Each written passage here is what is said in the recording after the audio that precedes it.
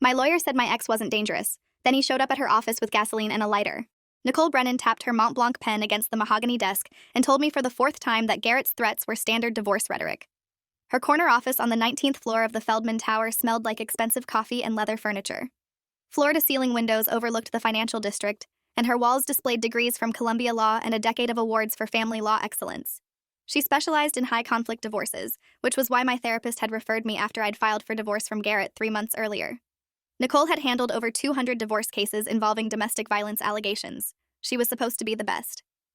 Mrs. Wolf, I understand you're frightened, but you need to understand that angry spouses say terrible things during divorce proceedings. Garrett is expressing frustration about the asset division and custody arrangement.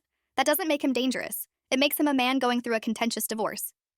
I pulled up the text messages on my phone and showed her the screenshots I'd been collecting since filing. Look at these. He sent me 47 messages yesterday alone. He's describing exactly how he'll burn down my apartment while I sleep. He's sending me photos of gasoline cans. He's telling me that if he can't have our daughter, nobody will. These aren't vague threats. These are detailed plans.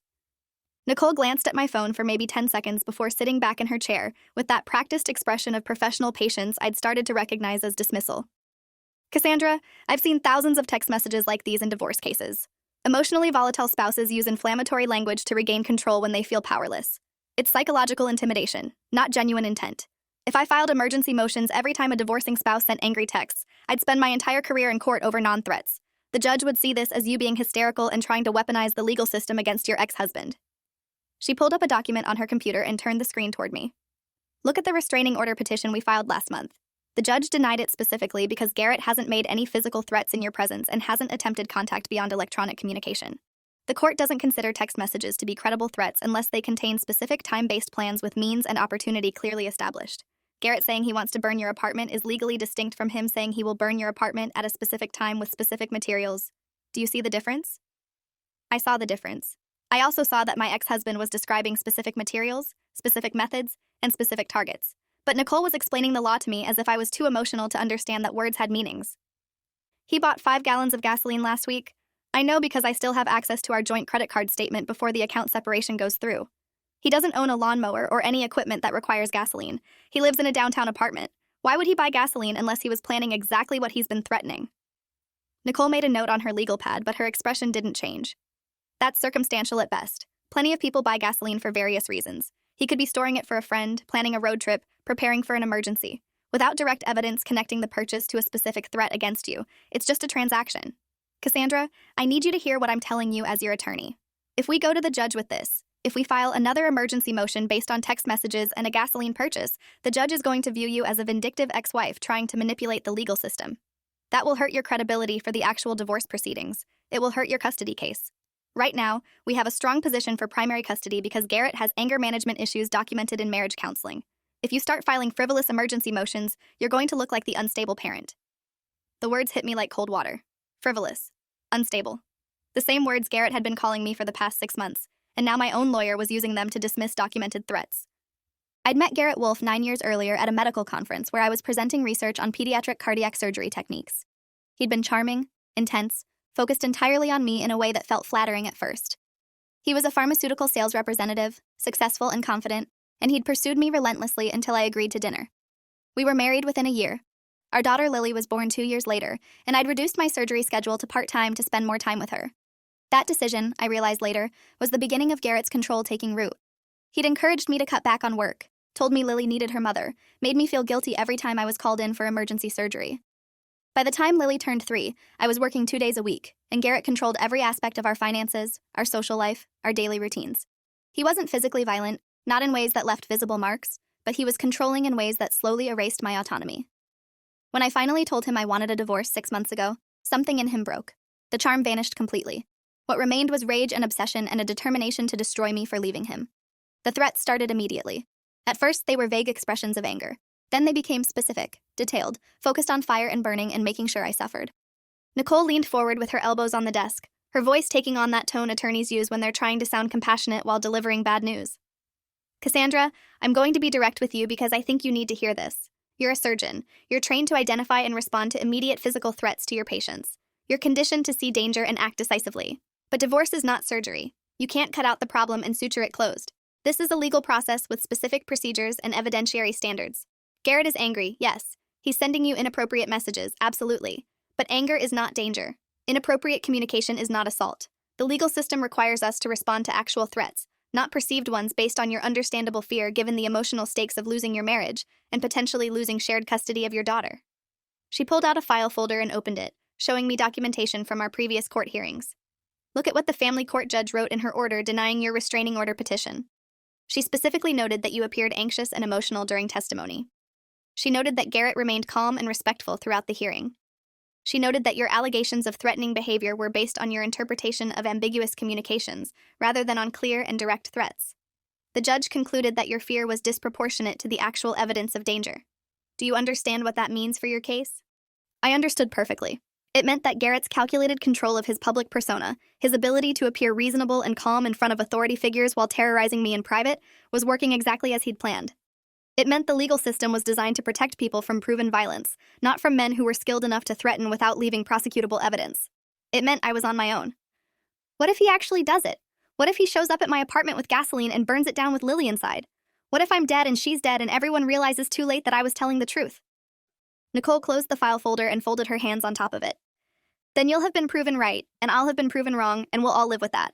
But Cassandra, I can't build a legal strategy based on catastrophic what-ifs. I have to work within the system as it exists. Right now, the system says Garrett hasn't done anything that meets the legal threshold for an emergency restraining order or supervised custody. I'm sorry that's frightening for you, but it's the reality we're working with. My job is to get you through this divorce with your custody rights intact and your financial settlement secured. I can't do that if you're filing emergency motions that make you look paranoid. I walked out of Nicole Brennan's office feeling the same way I'd felt walking out of the family court hearing last month. Dismissed, gaslit, alone with knowledge that everyone around me insisted wasn't real. I drove home to my apartment, checking my mirrors obsessively for Garrett's black SUV. He'd been following me for weeks. I'd see him parked outside my building, outside Lily's preschool, outside the hospital where I worked. Every time I reported it to police, they'd tell me there was no law against being parked on a public street. Every time I told Nicole, she'd tell me I was seeing patterns that weren't there. The apartment building I'd moved into after filing for divorce was supposed to be secure. Keycard access, security cameras, doorman on duty during business hours. But Garrett had been a pharmaceutical rep for 15 years.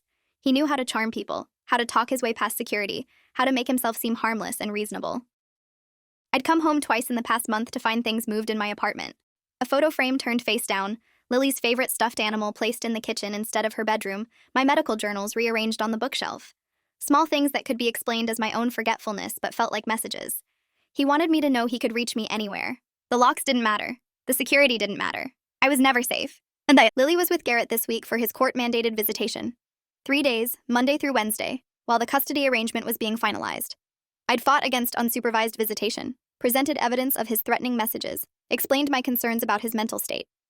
The family court judge had looked at me with barely concealed impatience and said the same thing Nicole had been saying for months. Mrs. Wolf, your ex-husband has no history of violence toward your daughter. Your fears appear to be projection of your own anxiety, rather than based on any actual risk to the child. Unless you can provide concrete evidence that he has harmed or threatened to harm Lily specifically, I will not restrict his parental rights based on your emotional state. So Lily spent 3 days a week with a man who sent me detailed descriptions of how he planned to kill me, and I was supposed to trust that he'd keep our daughter safe while fantasizing about burning me alive. The cognitive dissonance was overwhelming. Every morning when I dropped Lily off at his apartment for the custody exchange, I wondered if I'd ever see her again. Every afternoon when I picked her up, I searched her little face for signs of trauma or fear. She always seemed fine, happy even, talking about the movies they'd watched and the pizza they'd ordered. Garrett was careful never to let his rage show in front of her. He saved that for me. The text messages continued throughout that week.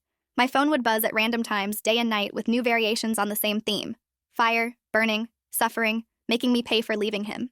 I screenshot every message and sent them to Nicole, asking again if this was enough evidence for an emergency motion. She responded with a brief email.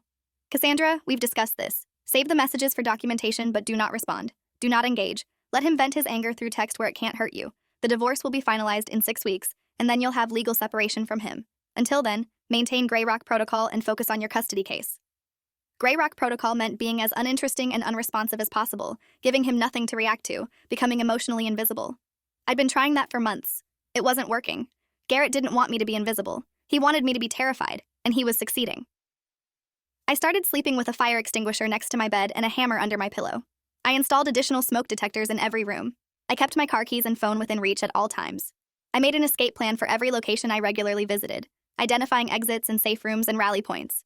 I was living in a constant state of hypervigilance that was destroying my ability to function, and everyone kept telling me I was overreacting. My colleague at the hospital, Dr. Raymond Chen— no, I need a different name. My colleague Dr. Raymond Foster noticed during a surgery consultation that I was checking my phone obsessively between patients. Cassandra, you seem distracted. Is everything okay with your divorce proceedings? I'd worked with Raymond for 7 years. He was a trauma surgeon, calm under pressure, methodical and precise. If anyone would understand threat assessment, it would be someone who spent their career evaluating life or death situations. I showed him the text messages, explained the escalating threats, described how my lawyer and the court had dismissed everything as standard divorce anger. Raymond read through the messages carefully, his expression growing darker with each screenshot. This isn't anger. This is obsession with a specific violent fantasy. The repetition, the detail, the focus on burning as a method. This reads like someone who's mentally rehearsing an act they're planning to commit. Have you shown these to a psychiatrist or threat assessment professional? I shook my head. My lawyer says that would make me look paranoid in court. She says I need to focus on the custody case and not create drama that undermines my credibility with the judge. Raymond looked at me with something between concern and disbelief. Your lawyer is wrong. This is the kind of communication pattern we see before intimate partner violence escalates to homicide. You need to document this with a professional who understands threat assessment, and you need to have a safety plan that doesn't depend on the legal system protecting you. That conversation changed something in me. Raymond wasn't dismissing me. He was confirming what my instincts had been screaming for months. Garrett was dangerous. The threats were real. I wasn't crazy or paranoid or overreacting. I was correctly identifying a credible threat that everyone else was too comfortable or too constrained by legal procedures to acknowledge. I spent that night researching threat assessment professionals and found Dr. Lisa Kerrigan, a forensic psychologist who specialized in intimate partner violence and had testified in multiple criminal cases about escalation patterns in abusive relationships. Her consultation fee was $500 an hour, money I didn't really have with divorce legal fees draining my savings, but I made an appointment for the following week. If Nicole wouldn't take the threats seriously, maybe an expert witness could force the court to listen. Dr. Kerrigan's office was in a nondescript professional building downtown, decorated with the kind of neutral, calming colors that psychologists always seem to favor. She was in her 50s, gray hair pulled back in a practical bun, glasses perched on her nose, radiating competence and focus. I laid out everything for her. The history of Garrett's control during our marriage, the escalation after I filed for divorce, the text messages, the gasoline purchase, the following and surveillance, the small violations of my apartment security. I showed her Nicole's dismissive responses and the family court judge's order denying my restraining order petition. Dr. Kerrigan spent 2 hours reviewing everything I'd brought, asking detailed questions about Garrett's behavior patterns, his history, his relationship with Lily, his professional life, his social connections. She took notes in a leather-bound journal, occasionally asking me to clarify timeline or provide additional context. Finally, she set down her pen and looked at me with an expression I'd been desperately hoping to see from anyone, in the past 3 months. Belief. Mrs. Wolf, what you're describing is a textbook case of pre-assault escalation in an intimate partner violence situation. Your ex-husband is exhibiting multiple risk factors that correlate with lethal violence. The obsessive focus on a specific method of harm, the detailed planning evident in the communications, the boundary violations represented by entering your apartment, the stalking behavior, and most critically, the violent threats escalating in frequency and specificity while his access to you is being legally restricted. These are red flags that appear in virtually every case study of intimate partner homicide that I've reviewed in 25 years of forensic practice. She pulled out a printed assessment form and began filling it in while explaining her evaluation process. I used the danger assessment instrument developed by Dr. Jacqueline Campbell at Johns Hopkins. It's a validated tool for predicting risk of homicide in abusive relationships. Based on what you've told me, your ex-husband scores extremely high on multiple factors. History of controlling behavior during the relationship, escalation after separation, threats involving weapons or specific harm methods, stalking behavior, violation of protective boundaries, access to means of committing threatened violence. Cassandra, I want to be very clear with you. You are at significant risk of being seriously harmed or killed by your ex-husband. The relief of being believed was so overwhelming that I started crying. Not from fear, though the fear was constant, but from the validation of knowing I wasn't imagining the danger. Someone with expertise and authority was finally confirming what I'd been trying to make everyone understand for months. Dr. Kerrigan handed me a tissue and continued in that calm, professional tone. However, I need to prepare you for the likelihood that the family court system will not respond to my assessment the way you're hoping. Family court judges often have different standards for evaluating risk than criminal courts do. They're focused on preserving parental rights and maintaining relationships between children and both parents, unless there's documented evidence of direct harm to the child. The fact that your ex-husband's threats are directed at you, rather than at your daughter, means the court may continue to see him as a safe parent regardless of the danger he poses to you. It's a systemic flaw in how we handle domestic violence cases involving custody disputes. She wrote out a detailed threat assessment report while I sat there, still processing the contradictions in what she was telling me. I was right about the danger, but being right wouldn't necessarily protect me. The system would acknowledge the threat but still force me to hand my daughter over to the man threatening to kill me. How did that make any logical sense? Dr. Kerrigan handed me the completed report, 15 pages of professional analysis with citations to academic literature and case studies.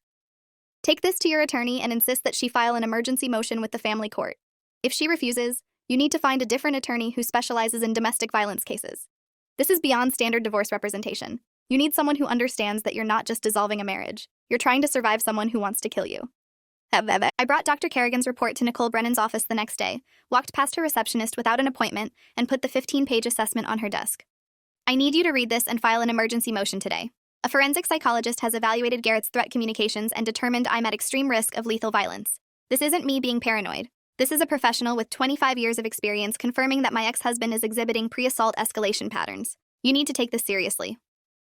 Nicole picked up the report with visible irritation at my interruption of her scheduled appointments, but she did read it. I watched her expression shift from annoyance to concern as she worked through Dr. Kerrigan's analysis. When she finished, she set the report down carefully and looked at me with something that might have been respect or might have been reassessment of liability. This is compelling evidence, Cassandra. Dr. Kerrigan's credentials are impressive, and her analysis is thorough. I can file an emergency motion for a modification of the custody arrangement and renewal of the restraining order petition based on this professional threat assessment.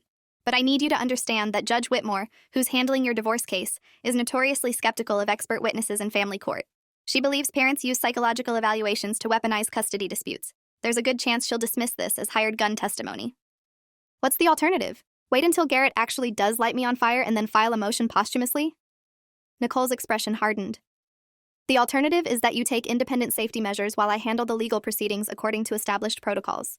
You're a physician with resources. Hire private security, move to a secure location, install comprehensive home security systems, obtain a firearm and training if you're comfortable with that. Take control of your physical safety while I take control of your legal safety. The system is slow, Cassandra. It doesn't move at the speed of immediate danger. You need to protect yourself in the short term while I build the long-term legal framework that will eventually separate you from Garrett completely. I stared at her. You're telling me to buy a gun and hire bodyguards because you can't get a judge to take death threats seriously? She didn't flinch. I'm telling you that the legal system has limitations, and you need to work within those limitations while also taking practical steps to protect yourself. Yes, I'll file the emergency motion with Dr. Kerrigan's assessment. Yes, I'll push for supervised visitation and renewal of the restraining order. But I'm also being realistic about what we can accomplish in family court versus what you need to do independently to stay safe. File the motion today. I want a hearing scheduled within 72 hours. The emergency hearing was scheduled for Friday morning, 3 days away. In the meantime, I had to complete the custody exchange with Garrett that Wednesday evening, picking up Lily after his 3-day visitation. I drove to his apartment building in downtown feeling like I was walking into a trap. The building was older, 10 stories, brick and concrete construction, with an open parking garage underneath. Garrett's apartment was on the 7th floor. The custody agreement specified that exchanges would happen in the building lobby with security cameras present.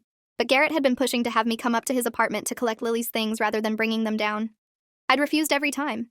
Something about the idea of being in his space, away from cameras and witnesses, made my skin crawl. I parked in the garage and walked to the lobby elevator, checking over my shoulder constantly. The building security guard was at his desk, barely paying attention, scrolling through something on his phone. I signed in and he waved me toward the elevators without making eye contact.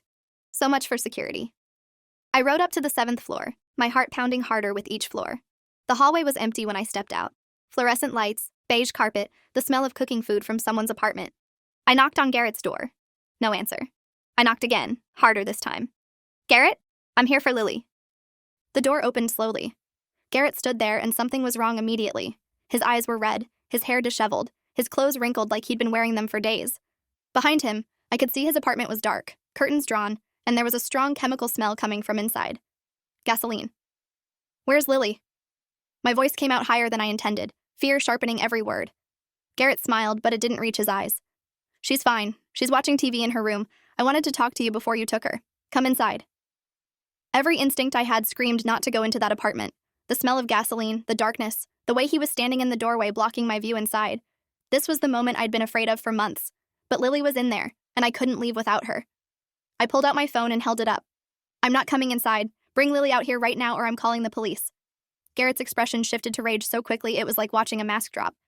You're calling the police? You've been calling them for months with your lies and manipulation, trying to turn everyone against me. I'm her father. I have rights. You can't just take her away from me because you decided you wanted a divorce." His voice was getting louder, echoing in the hallway. The apartment door next to his opened slightly, a woman's face appearing in the gap, then quickly closing again when she saw the confrontation. No one was going to intervene. I was on my own. "Garrett, please just bring Lily out. I don't want to fight with you. I just want to take our daughter home." He stepped closer, and I backed up instinctively. "You know what I think, Cassandra? I think you've been planning this whole thing from the beginning. The divorce, the custody battle, turning me into the villain so you can have everything. The house, the money, our daughter. You're destroying my life, and you act like you're the victim. Do you have any idea what you've done to me?" The chemical smell was stronger now. I looked past him into the apartment and saw it. Gas cans. Multiple gas cans lined up along the wall of his living room. 5-gallon containers, at least 4 of them, sitting there like he was preparing for something. My blood turned to ice. "Garrett, what are those gas cans for?" He followed my gaze and smiled again, that empty, disconnected smile. "Those? I've been doing some thinking about how this all ends, about what happens when you push someone too far. You wanted to take everything from me, Cassandra. My wife, my daughter, my home, my reputation. You've turned the court system against me, made me out to be some kind of monster. Well, if everyone thinks I'm a monster, maybe I should stop pretending I'm not." He reached into his pocket, and for a horrible moment I thought he was pulling out a weapon. Instead, he pulled out a cigarette lighter. Chrome, expensive looking, the kind that produces a windproof flame. He flicked it on, the flame bright in the dark hallway, and held it up between us. I ran. I didn't think, didn't try to reason with him, didn't call for help. I just turned and ran for the stairwell at the end of the hall, my breath coming in gasps, my hands shaking so badly I could barely grip my phone to dial 911. Behind me, I heard Garrett shouting, "Where are you going? We're not done talking. You don't get to walk away from me." I hit the stairwell door and took the stairs down as fast as I could without falling, punching 911 into my phone. The dispatcher answered on the second ring. 911, what's your emergency?" "My ex-husband is threatening me with gasoline and a lighter. I'm at the Riverside Apartments, 742 Madison Avenue, 7th floor. My daughter is inside his apartment and he won't let me take her. He has multiple gas cans in his apartment and he's threatening to burn the building." The dispatcher's voice sharpened immediately. "Ma'am, are you in a safe location right now?" I was on the 4th floor landing, still running down. "I'm in the stairwell. He's on the 7th floor. Please send police immediately. My daughter is 4 years old and she's still in there with him." The dispatcher confirmed she was sending units and told me to get out of the building, to get to a safe distance and wait for police to arrive. I burst out of the stairwell into the lobby. The security guard looked up from his phone, startled. "Hey, you can't run in the building like that." I ignored him and ran out to the parking garage, my mind screaming that Lily was still up there with Garrett and all that gasoline. I'd left her. I'd run away to save myself and left my daughter with a man who was clearly having a breakdown and threatening to burn everything. Police cars arrived within 3 minutes, sirens blaring, lights flashing. Fire trucks followed close behind. Officers poured out of vehicles, and I ran to the first one I saw, a female officer who looked young and capable. "My ex-husband has my daughter on the 7th floor. He has gasoline and a lighter and he's threatening to burn the building. You need to get her out of there." The officer called for backup and started organizing an evacuation of the building while other units headed up to the 7th floor. Fire department personnel started setting up equipment, preparing for the worst. I stood in the parking garage shaking, watching the building, waiting for flames or smoke or some sign of what was happening on that 7th floor. My phone rang. It was Garrett. I answered it, and I could hear Lily crying in the background. "Mommy? Mommy, I want to go home." Her little voice broke something in me. "Lily, baby, it's okay. The police are coming to bring you home to Mommy. I need you to be very brave, okay?" Garrett's voice cut through. "You called the police on me. You actually called the police. Do you understand what you've just done, Cassandra? Do you understand that you've left me no choice?" I was screaming into the phone now, not caring who heard me. "Garrett, please don't hurt her. Whatever you're angry about, whatever you think I've done, Lily is innocent. She's your daughter. Please just let her go." The line went dead. I stared at my phone in horror, then looked up at the building. The 7th floor, Garrett's apartment. No flames yet, but I didn't know if that meant he'd back down or if he was preparing to follow through on his threats. Police officers were evacuating residents from the building, families streaming out with confused and frightened expressions. An older man with a walker, a woman carrying a cat carrier, teenagers in pajamas, all of them herded to a safe distance while the police tried to handle the situation upstairs. A SWAT team van arrived and tactical officers began suiting up in body armor and preparing equipment. This was real. This was actually happening. The hostage negotiator, a middle-aged detective with salt and pepper hair and a calm demeanor, approached me while pulling on a tactical vest. "Mrs. Wolf, I'm Detective Andrew Novak. I need you to tell me everything you know about your ex-husband's mental state and his threats. What did he say to you upstairs?" I told him everything, my words tumbling out in a rush. The gasoline cans, the lighter, the rage, the way he'd been escalating for months with threats that everyone had dismissed. The divorce, the custody battle, the family court's refusal to take the threats seriously. Detective Novak listened carefully, taking notes, his expression growing more concerned. Has he made specific threats against your daughter, or just against you? I shook my head. Just against me. He's obsessed with making me suffer, but he's never threatened Lily directly. He loves her. That's the only thing I'm holding on to right now. He loves her and he won't hurt her. Detective Novak didn't look convinced. Intimate partner violence escalates, Mrs. Wolf. Men who are fixated on punishing their ex-partners sometimes view their children as extensions of that person, or as leverage to cause maximum pain. I'm not going to lie to you. This is a dangerous situation. He walked away to coordinate with the tactical team, and I was left standing there in the parking garage with a growing crowd of evacuated residents, watching the building and waiting for news. 20 minutes passed. 30. An hour. Police had made contact with Garrett by phone, and I could see Detective Novak talking into his radio, negotiating, his posture tense. The tactical team was positioned in the stairwells and hallways, ready to breach if negotiations failed. Fire department had hoses ready to deploy. Everyone was waiting for Garrett to either surrender or do something catastrophic. My phone rang again. Nicole Brennan. Cassandra, I just heard from the police that there's a hostage situation at your ex-husband's apartment. Are you safe? Is Lily safe? My lawyer. The one who'd been telling me for months that Garrett wasn't dangerous, that his threats were standard divorce rhetoric. The one who'd dismissed every warning sign until it was too late. No, Nicole. Nothing is safe. Garrett has Lily hostage with gasoline and a lighter because everyone said he wasn't dangerous. Because you said he wasn't dangerous. Because the family court said he wasn't dangerous. And now my 4-year-old daughter is in there with a man who's threatening to burn the building down. There was silence on the line, then Nicole's voice, smaller now, lacking the confidence she'd always projected in her office. Cassandra, I'm so sorry. I didn't think he would actually. I've handled hundreds of divorce cases with angry spouses and none of them ever escalated to this level. I genuinely believed his threats were venting, not planning. I should have listened to you more carefully. The apology was hollow, meaningless while Lily was still up there. File an incident report with the State Bar, Nicole. Document that you failed to properly evaluate a credible threat and that your client's child is now in danger because of that failure. I want there to be a record of this. I hung up on her and focused back on the building. Movement on the 7th floor. The curtains in Garrett's apartment moved. I could see shapes behind the window, people moving around inside. Then I heard Detective Novak's voice on a bullhorn, amplified and authoritative. Garrett Wolf, this is the police. We have the building surrounded. There's no way out of this situation except through negotiation. Release your daughter unharmed and we can talk about resolving this peacefully. You don't want to hurt Lily. She's innocent in all of this. Let her go. The window opened. Garrett appeared, leaning out slightly, visible in the evening light. He was holding Lily, her small body pressed against his chest, and even from the parking garage I could see she was crying. My heart stopped. He had her right there at the window, 7 stories up, and all I could think about was him dropping her or the gasoline igniting or any of the 100 ways this could end in disaster. Garrett's voice carried down, strained and desperate. You don't understand what she's done to me. You don't understand how she's destroyed my life. I loved her. I gave her everything, and she threw it all away. She turned the system against me, made me out to be a monster when all I ever did was love my family. Detective Novak responded calmly, professionally. Garrett, I understand you're in pain. Divorce is traumatic, but your daughter didn't do anything wrong. She needs her father to protect her, not put her in danger. Show everyone that you're a good father by letting Lily go. Send her out to the hallway. We'll send in an officer to bring her down safely. Then we can talk about what you're going through and how to help you. Garrett pulled back from the window, disappearing into the darkness of the apartment. Minutes passed. 5, 10, 15. The tactical team adjusted position. Fire department confirmed they had equipment ready to respond to any ignition. Everyone was waiting, tense, preparing for the worst. Then the apartment door opened.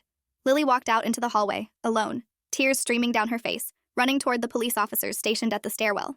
They scooped her up immediately, one officer wrapping her in his jacket and carrying her down to safety. Relief hit me so hard I collapsed to my knees on the concrete, sobbing. Lily was safe. She was out. She was alive. An officer brought her to me in the parking garage and I held my daughter, checking her for injuries, asking if she was hurt. She clung to me crying and said in that small voice, Daddy was acting scary. He was talking about fire and he wouldn't let me leave. But Garrett was still in the apartment with the gasoline. The situation wasn't over. It was 6:47 p.m. Nicole Brennan arrived on scene in her business suit, looking wildly out of place among the tactical vehicles and emergency personnel. She pushed through the crowd of evacuated residents until she reached me. Cassandra, thank God Lily's safe. Is she hurt? Did he harm her? I looked at my lawyer, the woman who'd dismissed my warnings for months, and felt rage competing with exhaustion. She's physically fine. Emotionally, she just watched her father have a breakdown while holding her hostage. But she's alive, which is more than might have happened if the police hadn't gotten here fast. Nicole, you need to leave. I can't look at you right now. Nicole opened her mouth to respond, then closed it again. She looked toward the building where Garrett was still barricaded, then back at me. I'm going to make this right, Cassandra. I'm going to file documentation of my failure to properly evaluate the threat. I'm going to testify at the custody hearing about how I dismissed your warnings. I'm going to make sure the family court understands what happened here and why emergency protective measures should have been implemented months ago. Before I could respond, there was a commotion among the tactical team. Detective Novak was shouting into his radio, urgency in his voice. Officers started moving, running toward the building entrance. Then I smelled it. Smoke. Not just smoke. The acrid chemical smell of burning gasoline. Flames appeared in the 7th floor window of Garrett's apartment. Orange and yellow growing rapidly, consuming the curtains and spreading into the unit. The fire department immediately deployed, rushing hoses toward the building entrance, preparing to contain the blaze.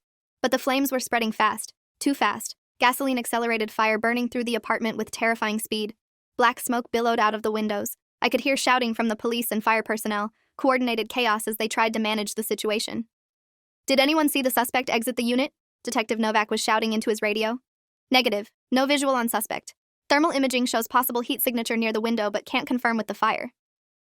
They couldn't confirm if Garrett was still alive in there. The fire was too intense for thermal imaging to distinguish a human body from the burning structure. Firefighters entered the building wearing breathing apparatus and protective gear, dragging hoses up the stairs, preparing to fight the blaze from inside. Water started pouring onto the 7th floor from below and from the exterior ladder trucks. Steam and smoke mixed, making visibility even worse. 20 minutes later, the fire was mostly contained, damage limited to Garrett's apartment and minor smoke damage to adjacent units. The building was structurally sound, but the 7th floor was devastated. Firefighters brought out a body bag. Garrett Wolfe had died in the fire, either from smoke inhalation or deliberately. They couldn't immediately determine. He'd lit the gasoline after releasing Lily, and he'd stayed in the apartment as it burned. The investigation took 3 months. Forensic analysis determined that Garrett had spread gasoline throughout his apartment before my arrival, that he'd been planning this for days, if not weeks. The fire had been deliberately set after he'd released Lily, and he'd made no attempt to escape.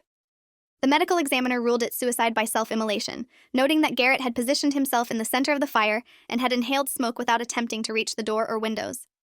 His final act had been self-destruction, taking himself out rather than face the consequences of threatening his family. The family court case was closed. With Garrett dead, there was no custody dispute to resolve.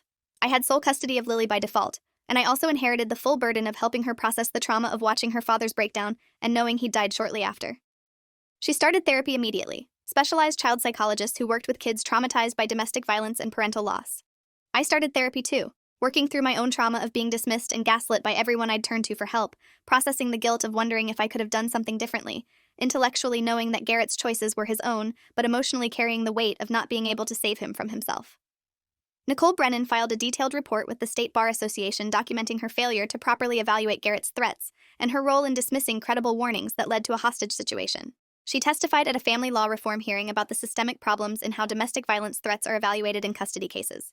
She didn't lose her license, but she did receive a formal reprimand and was required to complete additional training on domestic violence threat assessment.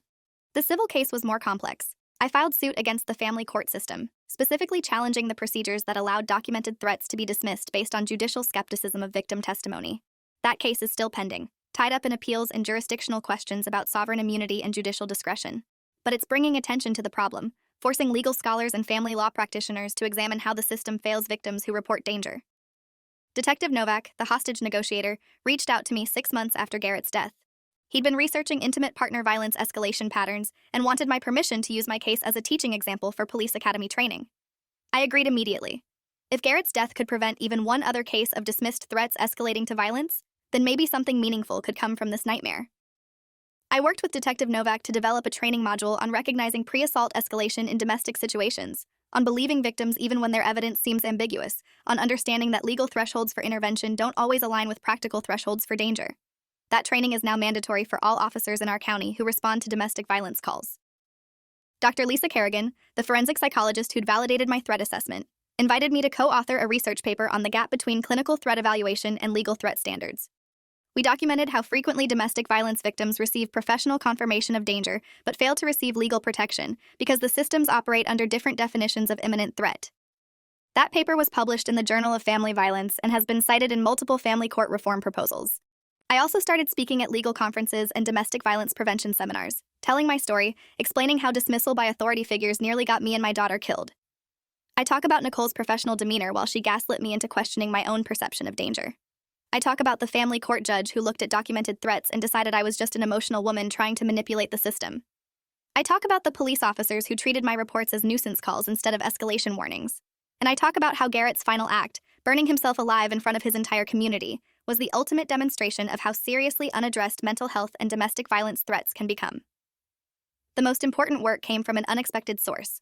Nicole Brennan, the lawyer who'd failed me so catastrophically, used her professional connections and personal wealth to establish a legal fund for domestic violence victims seeking emergency protective orders. The Wolf Foundation, named after Garrett as a reminder of what happens when threats are ignored, provides free legal representation for victims who need emergency court intervention.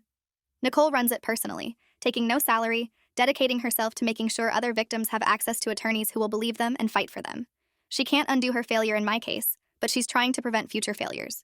I participate in the Foundation's work, reviewing case files, consulting on threat assessment, connecting victims with resources. Lily is 7 now.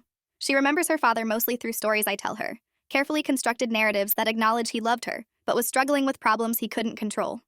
She doesn't remember the hostage situation clearly, just fragments and feelings that emerge in therapy sessions. She's building a life free from the fear that consumed the first 4 years of her existence. She's safe. I'm safe. That's what matters. The system is still broken. Family courts still prioritize parental rights over victim safety too often. Police still dismiss women's reports of danger until violence becomes undeniable. Lawyers still filter client concerns through legal procedure instead of listening to the human reality of fear. But there's movement now, conversation, awareness that wasn't there before. Garrett's death forced attention onto problems that had been ignored for decades. Change is slow and inadequate, but it's happening. That's Garrett's legacy. Not the love he claimed to feel, not the family he claimed to cherish, but the final violent demonstration that dismissing threats has consequences. He showed up at Nicole Brennan's office in the worst way possible, proving through his absence and his daughter's terror exactly what I'd been trying to make everyone understand for months. He was dangerous. The threats were real. And by the time everyone believed me, it was almost too late. Thanks for watching till the end. Make sure to subscribe and like to not miss the next story.